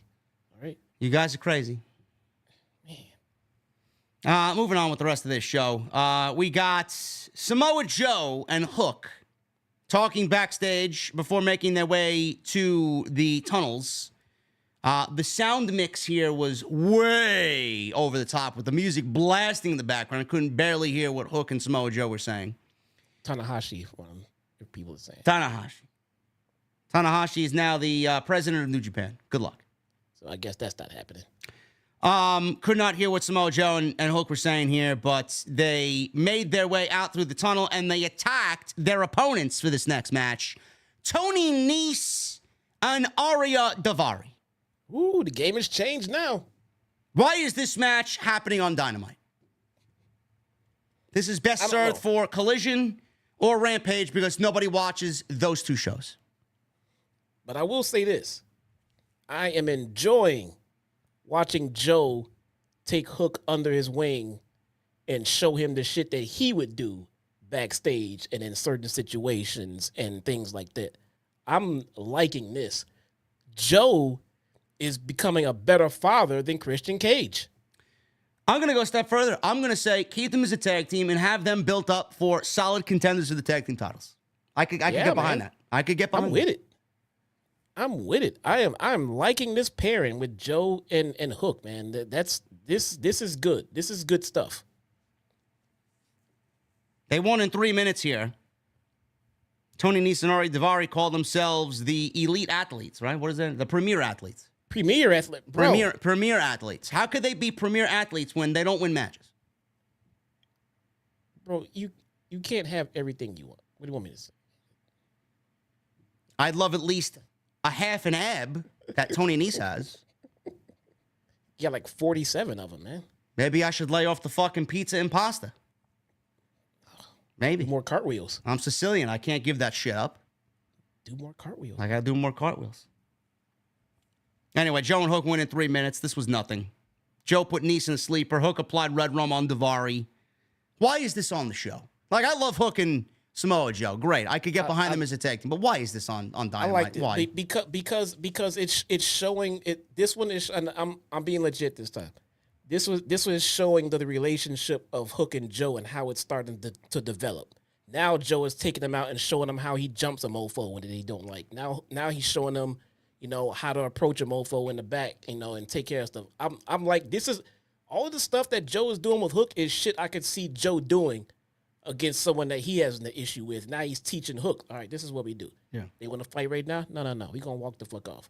Then next week, now we gonna jump these motherfuckers because they want. I'm liking this one. I like the Joe and Hook shit. I'm enjoying it so much because there's so much that I'm not enjoying that I'm really, really enjoying this fucking Hook and Joe shit. Mercedes Mone.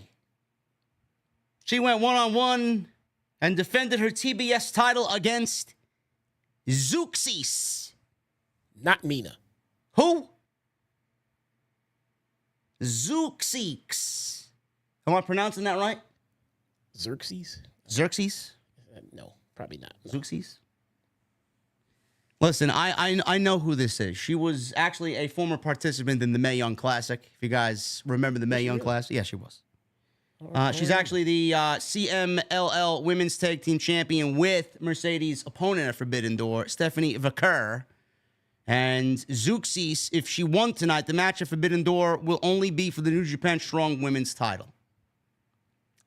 So, Zeuxis and Mercedes. Actually, with all of the joking around as to who and who is she and all this other shit, AEW did have a video package getting you ready for who she is and giving you a brief background of who she is and where she's from on Collision, so good on them.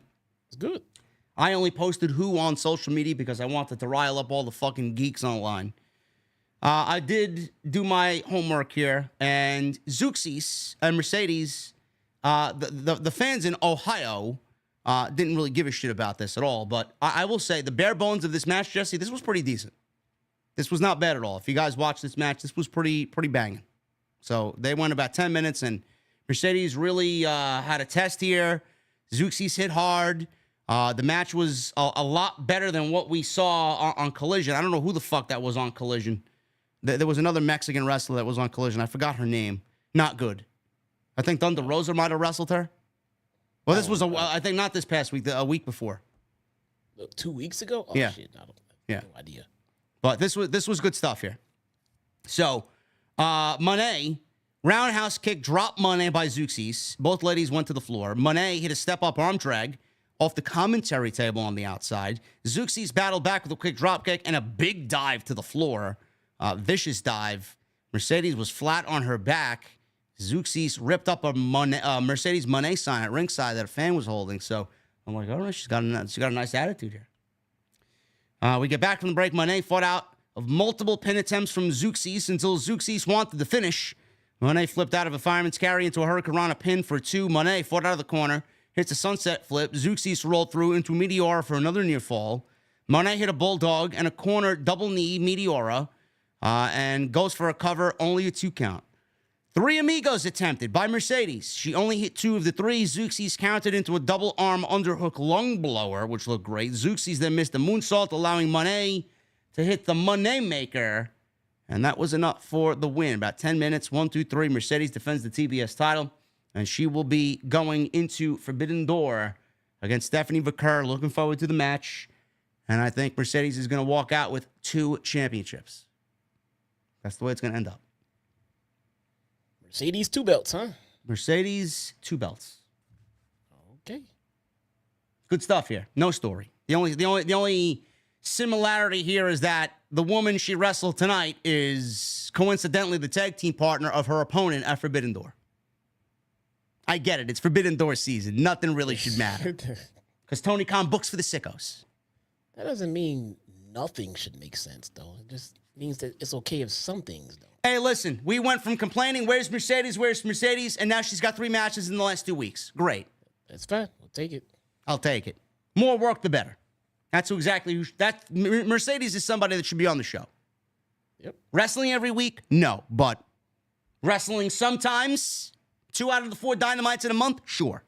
I'll take it. We got a video I'm sorry, Jesse, what? Can we please take out that piped in CEO chants from him? Yes. I can't stand it. We're gonna keep on. We're gonna keep on with that, man. Keep on keeping on. Can't stand it. Man. We got a video package. This was the best part of Dynamite. Oh man. Mina Shirakawa. Shown on the screen. We got a brief history on who she is and what she was doing in Stardom and her partnership with Mariah May and Club Venus. Then we go backstage to Renee Paquette with timeless Toni Storm. She's petting Mariah May as Mariah May is nuzzled in her bosom. Thanks, Storm, for entering her in the Owen Hart tournament. May said she has good news. Mina is coming back next week, and she wants a contract signing with Toni, which Mariah will host. Paquette reminds Storm of her match this week on Rampage against Alex Windsor. Who? Yeah, you know. Go Google it. Yeah, exactly. Listen, man, Mariah and Mina, man, that's a dangerous duo, bro. That's a dangerous duo. Bruh. I mean, It's a dangerous promo package. Bro, whoever's in the middle of that, man, is one lucky Dominic Mysterio. I'll tell you that. That's Dominic. That's Dominic. That's level Dominic Mysterio luck right there, man. I don't know if Dominic can pull that, but holy shit! By the way, guys, I'm only joking because I know you guys. I know you guys, but Mina is. Yeah. More Mina and less this. The learning tree. Oh my God, dude! Please. Why no one's taking a fucking flamethrower to the fucking tree? Let me tell you something, man. If Mina can wrestle half as good as she looks, you gotta sign her ASAP, man. I don't give a shit what she does on the show. Just put her on the show in that outfit. Oh my God, bro! This is professional wrestling, bro. Private Party. They were guests on TV Time. Chris Jericho. We got Big Bill. Just the simple fact that they're calling him Redwood that's all I need to know. I thought that was Eric Rowan's name. Was it? Yeah, he was the big redwood. What'd they call Otis? What did Vince McMahon of the commentary team call Otis? He was the Tree trunk. He's a big tree trunk. He's a tree trunk. Pal! He's a tree trunk. Otis is a tree trunk, pal! When they give someone a moniker, they run with it. This one's a bulldog. She's a bulldog. She's a pit bull, pal! She's a pit bull. She's a pit bull. Dirty Dom, pal! Oh my God. It's boss time! When I was watching Collision on Saturday. Bro, take a shot every time commentary said Dax the Axe. You notice that shit? Of course I do. I can't stand it.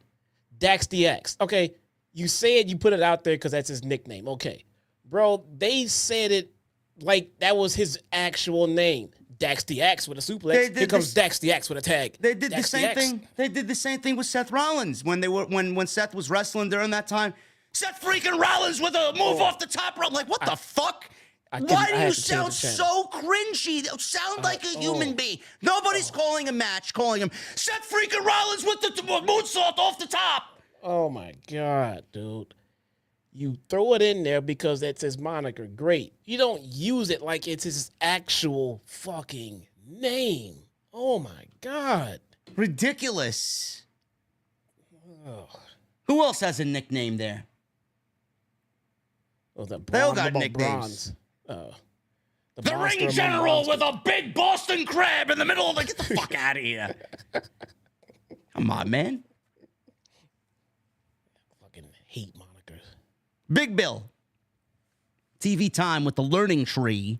Oh. He said Chris Jericho has taught him that it's never too late to start learning and never too early to start winning. It's never too late to end this fucking terrible storyline, I'll tell you that.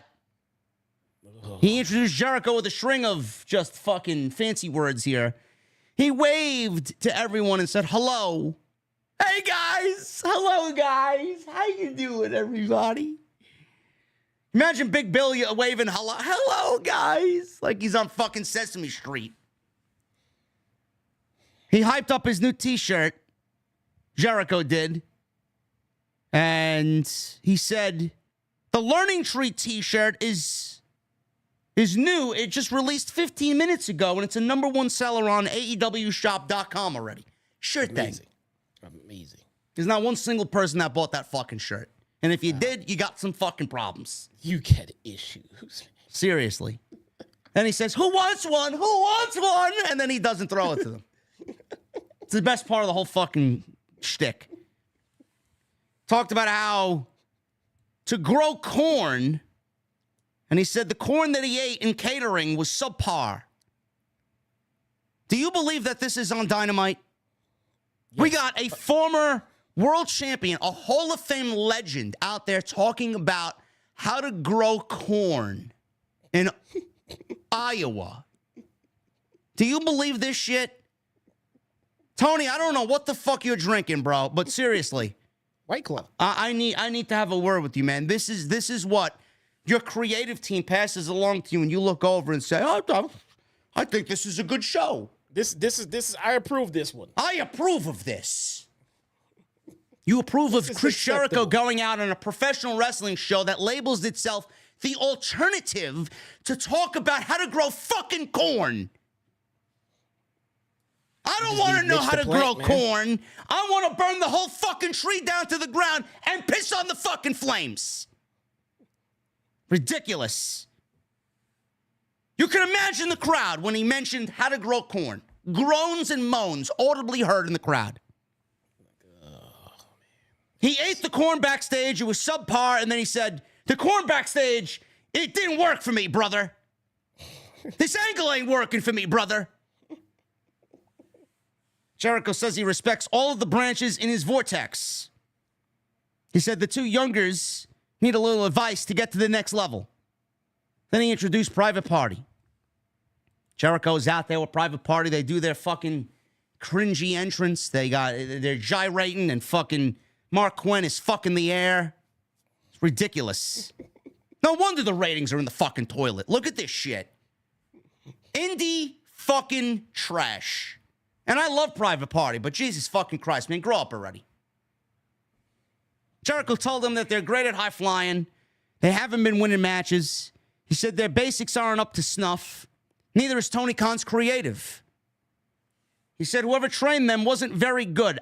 Listen, I'll sit here and fucking praise this show when it matters and shit on it when it matters, okay? But the fact that they had Chris Jericho out there telling everybody, he didn't mention him by name, the guy that trained you is not very good. Do you know who trained Private Party, Jesse? Is it Red? Yes. The Amazing Red trained Private Party. I will not have any disrespect toward Amazing Red at all. Wasn't good enough. Give me a break. Give me a fucking break. He says they climbed the top rope very poorly. Mark Quinn says, well, maybe you should teach us. He said everyone wants to see that.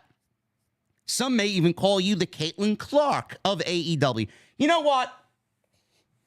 I had to mute Caitlin and Clark on Twitter. Just mute it. I had to mute those words. I got tired of it, man. It's fucking bullshit. Complete bullshit. I get tired of how everybody's championing for her because she's, oh my God, she's being treated so badly. I feel like she's being treated like a fucking rookie, which all rookies get treated like rookies. She'll be fine, bro. I don't give a shit. I muted it because it's just another mechanism, another fucking story to divide us even further. And divide races even further. That's all I see. Mute it. I don't want to know it. I don't want to see it. I don't give a shit about it. Cut the shit, man. All the black female WNBA players are against this poor white rookie. Great. I don't want to hear it. I don't want to hear it. It's amazing how when these other black women were being treated like that when they were rookies, no one gave a shit. No one gave a shit. But now when they find Caitlyn's being treated like a rookie, oh my God, it's a race issue. Let her be. As soon as it becomes a race issue, goodbye. Mute. She'll be fine. She's a great player. She'll be fine. Let her put her work in. Let her put her time in. Caitlyn will be fine. How is she a great player? Let's win some championships first and take your team to being a dynasty. Then we'll be labeling her a great player. She's great. She came out. Jordan was a great player coming out of college. All right. He didn't win shit yet. She's a great player. She'll be all right. But they need to quit babying her like she's. So why isn't she on the Olympic team? That I couldn't tell you, man. That I couldn't tell you. I could tell you why she's not on the Olympic team, but I won't go there. Christian Laettner made the men's Olympic team over Shaq. Why is that? You know what I find funny now? No, wait. Why is that? What? Who? What? Why did Christian Laettner make the Olympic team over Shaq, the Dream Team? Why? You tell me. I don't know. Was it a race thing? I don't know.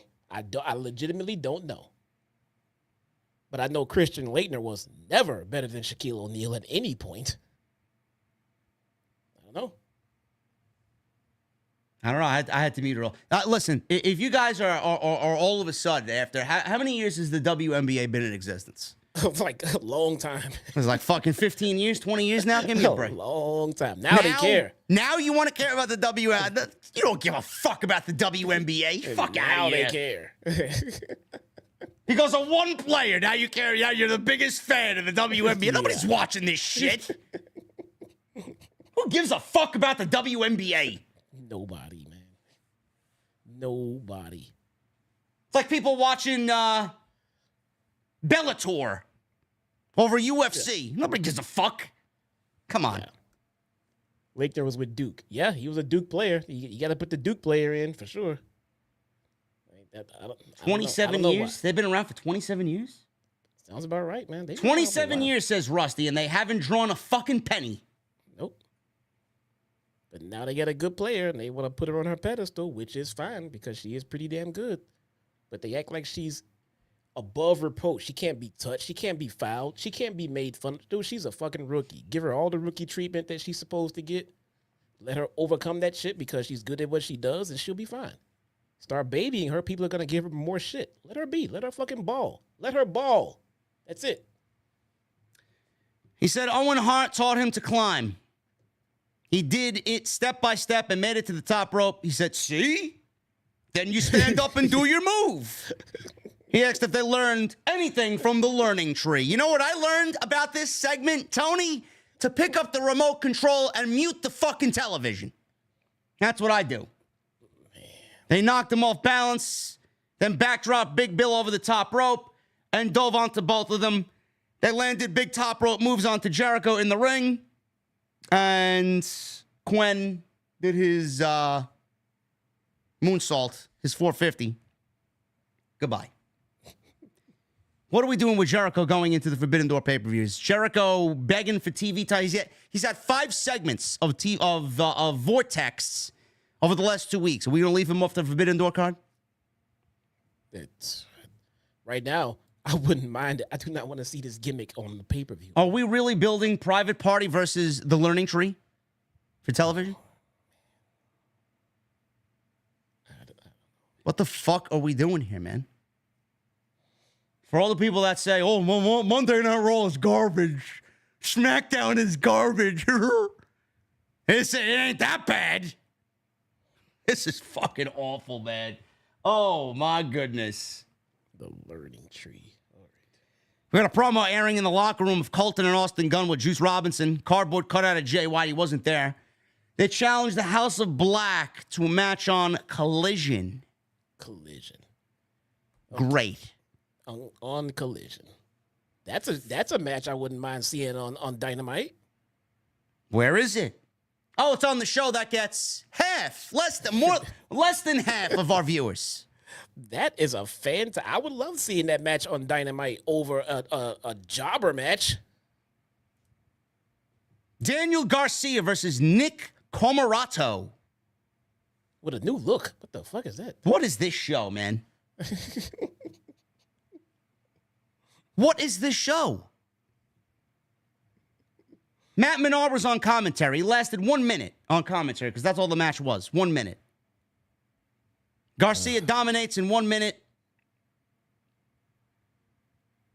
For some reason, they had MJF watching backstage. What does that mean? MJF watching Danny Garcia wrestle. Nick Comoroto on the back as he was icing his hand after his brawl with Rouch. Where are we going with that one? Don't know. Will Ospreay was watching the match too because Danny Garcia has targeted Will Ospreay and wants to win matches and move his way up. Let me tell you something, Tony. If you think that getting Danny Garcia wins coming from Nick Comoroto is going to be good enough to challenge Will Ospreay for the International Championship, man, you got another thing fucking coming, partner. You got another thing coming, brother. That's what we're going to do. We're going to pad his fucking ratings and rankings by wins over Nick Comoroto. Who's next? Lee Moriarty? Who's next? Jack Cartwheel? Who's next? Fucking the cashier from 7-Eleven in Des Moines, Iowa. Who's next? No, don't bring up those damn rankings, man. No. He wins in 1 minute with a Saito suplex or impaler DDT. Saito suplex and then into a guillotine and an impaler DDT. Good. Goodbye. Renee caught up to Ospreay, who was watching Danny Garcia on the back TV. said he can't wrap his head around Danny Garcia right now, but with everything going on, he's got to focus on his match with Rey Fenix. He's going to go out there, wrestle, and then hand this contract in for the Forbidden Door main event. Pac. He's entering himself into the Owen Hart Cup. He said something that he'll win and go on to wrestle at Wembley for the AEW World title. He'll be damned someone his caliber won't have his Wembley moment or win the AEW World Championship. Pac also reminded Bang Bang Gang that what they did to Death Triangle, I honestly forgot, and he says he would like to give them a reminder. Pac is in the Owen, bro. He'll have a good showing. He'll have a good showing, and he'll give us some fantastic matches, but they're not doing anything with Pac, and it's a crime. It's another crime. Has Pac wrestled since the pay-per-view? I don't know. I don't know what's going on with this guy and his. I don't know if it's visa or what. Is he in the States? Let's look it up. Is he living in the States? Is he having a hard time traveling? He seems to be here in spurts. Then he goes away for a while every time, and it's not always injury. I don't get it. He's wrestled Jay Lethal on Rampage. He was in the gauntlet match for the AEW World title. Okay, that's fine. But why is he wrestling on a Rampage? I don't know.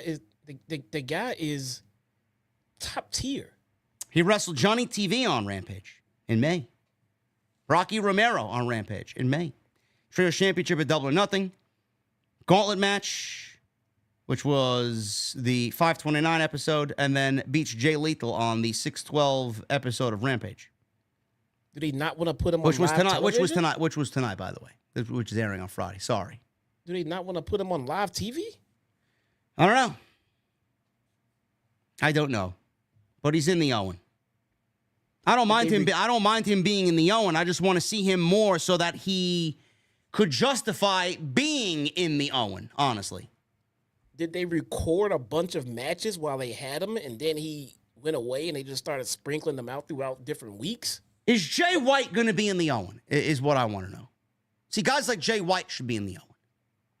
If Jay White and Pac meet in the Owen, then I wouldn't have a problem. Yeah. But, again, Pac is great. I don't mind him being there. He's going to add value to the tournament for sure. Bangers for sure. But what has he done on television to warrant something that big? We got fucking Shingo. We got Brian. And who else is in the tournament? Just those two, right? Yeah, I think so. And Pac. Three guys. Ricochet is doomed if he jumps ship. The guy is the star of WWE Speed. What the Tony fuck is he doing right now? Tony Khan books this show while on Speed. On Speed, yeah. The guy is the star of a Twitter show. The fuck? What is he doing? What is he missing out on if he jumps ship? He ain't missing out on shit. He's walking into a company that has fucking worse creative than ever right now. But he'll put on banger matches because Tony Khan books for the sickos. Oh, yeah. Will Ospreay, Rey Fenix, International Championship main event. This was one hell of a main event. Finally, something fucking worthwhile on this show. This was a quintessential AEW Dynamite main event that you should expect weekly. That's how great this was. Will Ospreay, there's nothing like a Will Ospreay match. Absolutely just unbelievable performer. And Rey Fenix is fucking fantastic. And it was a great match. The finish was great. The closing angle with Swerve was great. I enjoyed all this. Easily the best thing on the show. Nobody got hurt. Nobody got hurt. That's what I love. It actually was not too crazy, believe it or not. Was not over the top. You thought they were going to go 1,000 miles an hour and fucking do fucking 930s out there. No, nobody killed each other. I was convinced someone was going to die in this match. So both men... Oh, I'm sorry, Jessica. No, I said that last night on TNT too as well. I'm like, someone's gonna break a fucking leg. Yeah, that's it. They're done. Both men tried dives. They were cut off. Fenix hit another snap Hurricane Rana on the floor. High frog splash back inside for a 2. And we get a commercial break. Back from break, Fenix had an octopus hold locked in. Ospreay slammed him down. Pip, pip, cheerio connects for Ospreay. Fenix cuts him off. Spinning kick. Fenix tried for a springboard Hurricane Rana off the top. Ospreay landed on his feet, which looked unbelievable. Excalibur brought up the 2016 Battle of Los Angeles between these two. He was there. Ospreay tried a spinning DDT. Fenix escaped, avoided, hidden blade. Ospreay hit a wild air raid crash for 2. We go to a final commercial break here. Fenix turned an octopus hold into a crucifix bomb for near fall. Hit a backflip out of the corner into a German suplex for 2. Both men counter the other's finish. Ospreay hits the wall walk in Zaguri. Fenix avoided the first Oscutter attempt. He did not avoid the second. Fenix countered a hidden blade into a rolling Hurricane Rana. Thrust kick then connected.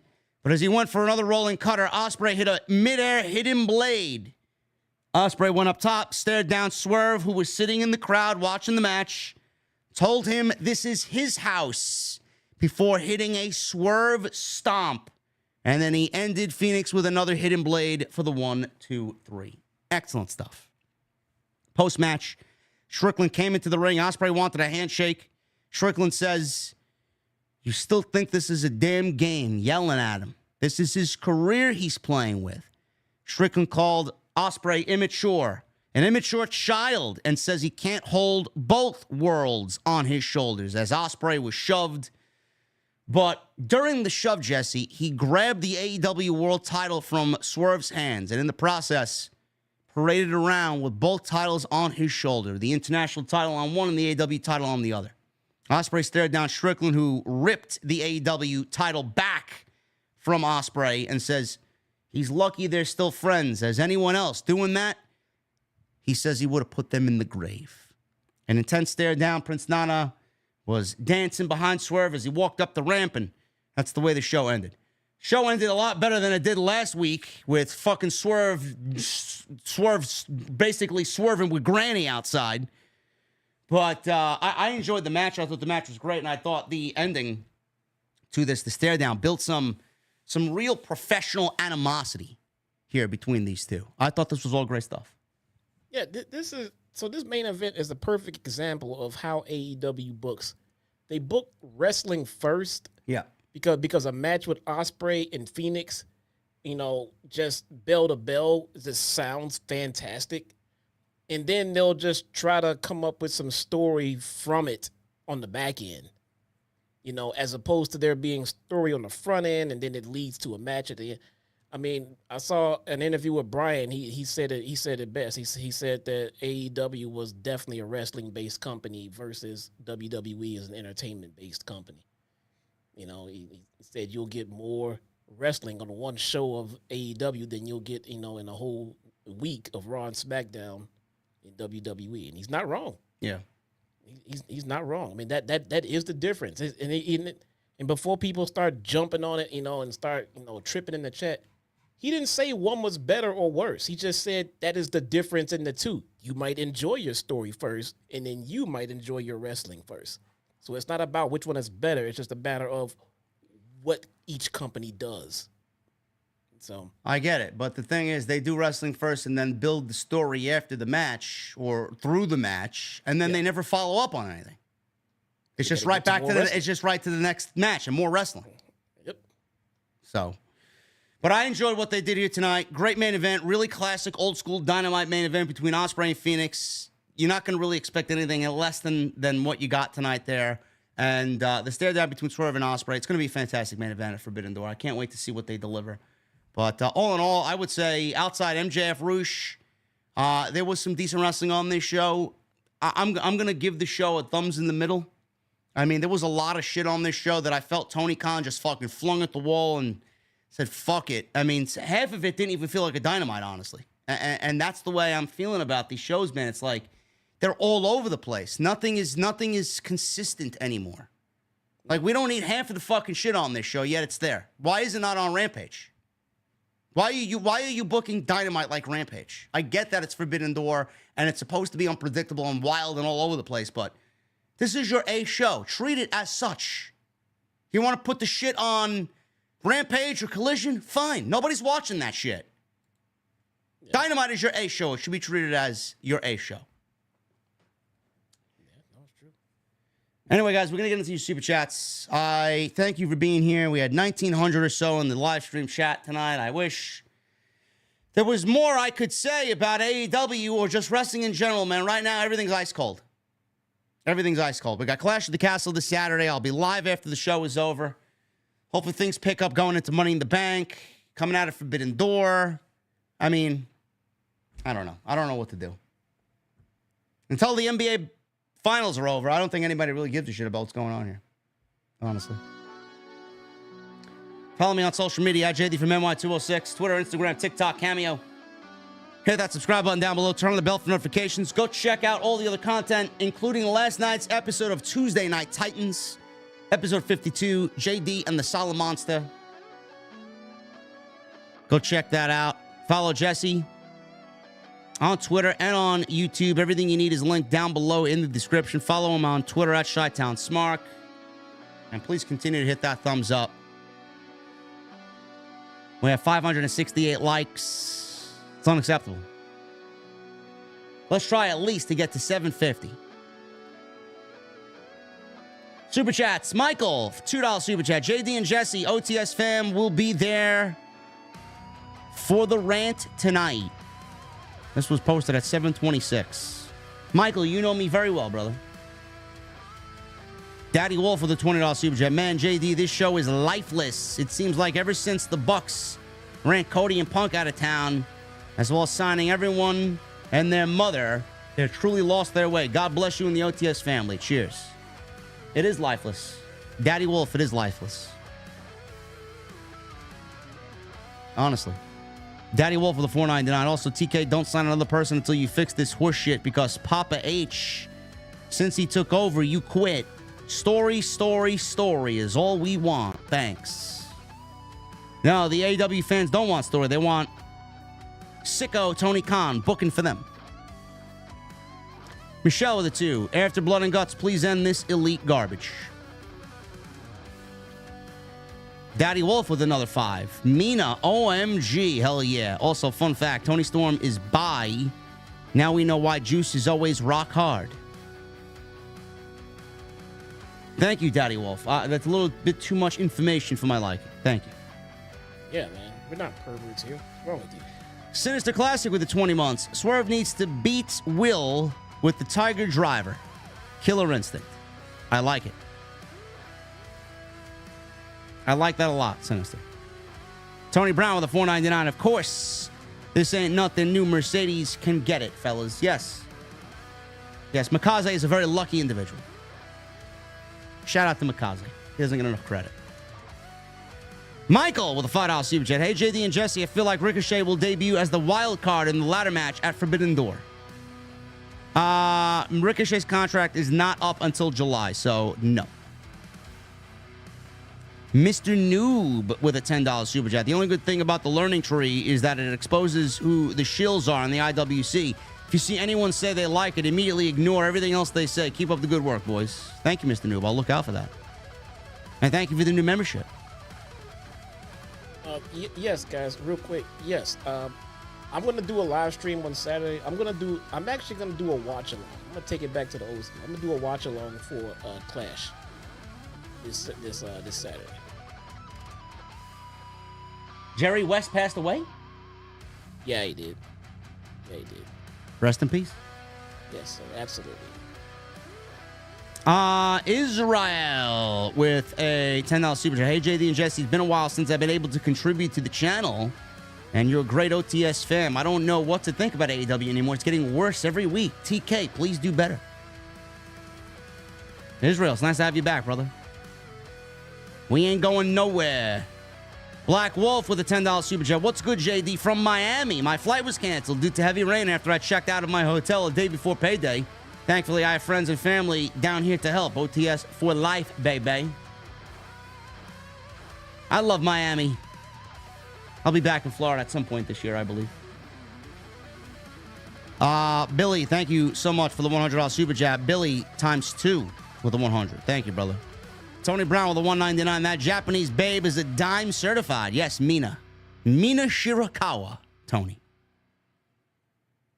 El Mase with 11 months. I'm in the minority, but with how good the Braun Breaker angle has been, I feel like there's a chance Ricochet is going to re-sign with the WWE. There may be a likely match coming out of this because his contract is not up until July, the first couple of weeks of July. And WWE put out a tweet saying that Ricochet is out for an undisclosed amount of time. They put out a tweet today. Maybe they're trying to keep him. Yeah. Mr. Team Bringer with a 199. What would your theme song be? Destroy Everything by Hatebreed or This Is War by Alter Bridge. One or the other. Or Power Shifter by Fear Factory. One of those three. What would your theme song be, Jason? Eminem, asshole. I figured. Seriously. David M. Thank you for the $100 super chat, brother. A. Jackson with a 199. Can't wait to see Trevor Mann debut in AEW. Jackson, it will be Ricochet. He owns the rights to his name. Israel becomes a new member. That's false. I see a gold microphone next to his name. YouTube, you fucked up. Thank you, Israel, for the recommitment. A. Jackson with a 199. That Pac promo made me want to see him win now. He's not going to win the tournament. MGM Ballin with a 31 months. Hi, guys. What a great show. Yeet, no yeet. We're in a world where Liv and Dom are the most interesting thing in wrestling. OTS forever. I'm liking the Liv and Dom story. Poor Dom. Israel with a $5 super chat. Swerve is getting booked very bad. Come on, TK. Do better. He deserves better. Mr. Team Bring It with a 199. Orton and Dustin have the best scoop power slam. Yes. Eddie Hazard with a 999. Hi, guys. This isn't a joke. My dog, deadass, started gagging and got sick on the carpet during the Chris Jericho segment. For whatever that tells you, probably not the sicko TK had in mind. OTS for life. Sorry about your fur baby, Eddie. Stop letting your dogs eat dead cicadas and shit, man. Tired bonus dad with a 499. AEW has overdone blood, high spots, tournaments, and gimmick matches so much that I find myself burnt out. Completely logical statement there. Bonus dad. I get it. Stick World Mayor with 30 months. Just dropping by to get my monthly OTS venue cover charge. Watching Dynamite and OTS tomorrow. Stay safe, everyone. Hashtag OTS for life. Hashtag suck it, geeks. Thank you, Stick World Mayor. The Beta 2.0, $9.99. Will you be watching The Boys Season 4 tomorrow? If not, you really need to check it out. It's a really good show. No. I got a couple of Ghost Adventures episodes to catch up on, as I missed the last 2 weeks. And I want to indulge in that WCW documentary that I haven't watched yet. Michael Well, I'm sorry, Jesse. Never heard of it. Me neither. Mr. Team Bring It with a 199. Watched AEW on shrooms tonight. Actually enjoyed it. If that's what we have to do to enjoy AEW, then that's pretty fucking terrible. That's the trick. That's the secret. Yeah. Michael Krause with the $2 super chat. I need to grow some corn. LOL. No, you don't. Or maybe you do, man. I love corn. Justin with a 22 months. 22 months. 2 to go until the golden microphone. Keep up the great work, guys. Justin, thank you so much for being here for almost a year, brother. Mr. Noob with a $5 super chat. Why can't AEW make Rampage into Ring of Honor and make it developmental like NXT? Do they just not want to copy WWE even if it's a good thing? Yeah. I don't know. Yeah. some things I'm sure there's more to it than we are aware of, but Ring of Honor's dead though. Yes. yeah, do something. Yeah. And Justin with the $4.99. NBA Finals could be over on Fridays. The Celtics are a win away from Banner 18. But yeah, I didn't even watch AEW tonight, but I'll watch you guys. Justin, I appreciate you, and I'm glad the NBA Finals are over because it's really overtaking basically everything, not just the television shows that we watch, but it's actually affecting our streams as well. And that's not really something new. It's the same thing every year. You know? We go through the highs and lows. We go through the low points in the summer, man. The summer brings the nice weather and hanging out and being outside. Nobody wants to be inside watching us or wrestling or... Who's that? Is that Mina? Oh, Mina. No one Mina. Love Mina. Anyway, guys, thank you very much for all your support. I'm about to get out of here. Thank you for a great stream. If you enjoyed it, please hit the thumbs up. Go follow Jesse on all the socials and all the YouTubes and all that shit. He'll be live for Clash at the Castle with a watch-along. I will be back with something tomorrow, I'm sure. Video-related. Friday, you'll see me live for SmackDown. Saturday, you'll see me live for Clash. It's going to be a busy week, guys. Hit that thumbs up.